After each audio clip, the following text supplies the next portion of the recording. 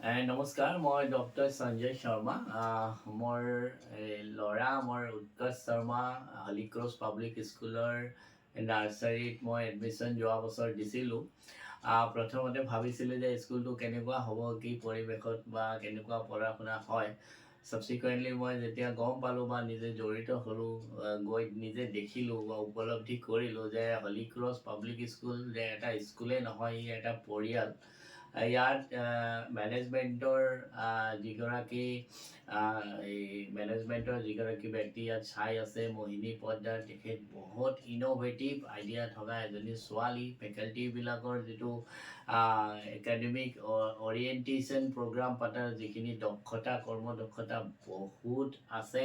ইয়াত খালি শিক্ষাদান বা পাঠদান কৰাই নহয়, প্ৰতিটো স্তৰত শিশুসকলৰ যত্ন, কেয়াৰ আৰু চব পিনৰ পৰা যিখিনি মানে ল'ব লাগে, কেয়াৰ ল'ব লাগে, তেওঁলোকে লৈ আছে। আৰু মোৰ ল'ৰাটো মই দেখিছোঁ যে আগত স্কুল যাবৰ কাৰণে বা স্কুলত যোৱাৰ কাৰণে মাত এষাৰ দিবলৈ সি কাকুণ্ঠাবোধ কৰিছিলে, এতিয়া সেইটো নাই।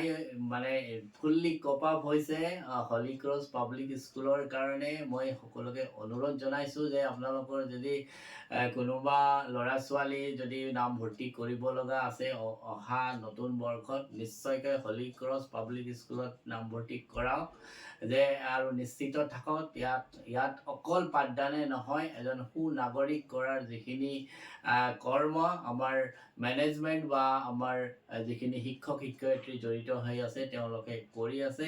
বিভিন্ন স্তৰত শিক্ষাৰ লগতে ইয়াত সাংস্কৃতিক দিশৰ পৰা, ফুড কাৰ্নিভেলৰ পৰা যিখিনি অৰিয়েণ্টেশ্যন প্ৰগ্ৰাম বুষ্ট আপ কৰাৰ কাৰণে এখন শিশুক যথেষ্ট পৰিমাণৰ হৈ আছে। আমি যথেষ্ট সুখী।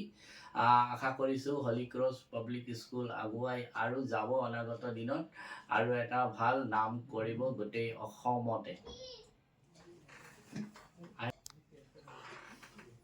হলিক্ৰছ পাব্লিক স্কুলৰ যিটো ফিজ ষ্ট্ৰাকচাৰ কম্পেয়াৰিং টু আদাৰ স্কুলতকৈ বহুত কম। ইয়াত মানে বিশেষকৈ আমাৰ মিডিল ক্লাছ ফেমিলি বা পুৰ আৰু ডাউন ট্ৰডেন ফেমিলিৰ ষ্টুডেণ্ট বা ল'ৰা ছোৱালীয়েও তাত নামভৰ্তি কৰাব পাৰে। যে এনেকুৱা নহয় যে পূৰা হাই ফিজ লৈছে, তেনেকুৱা নহয়। যে ফিজ কম থকাৰ কাৰণে যে আপুনি এডমিশ্যন দিব, সেইটো নহয়। তাত ফুল্লি কেয়াৰ লোৱা হৈছে আৰু সুনাগৰিক কৰাৰ কাৰণে শিশুৰ যিখিনি যত্ন ল'ব লাগে মা দেউতাককে, তাত কোনো গুণে কম লোৱা নাই হলিক্ৰছ পাব্লিক স্কুলে।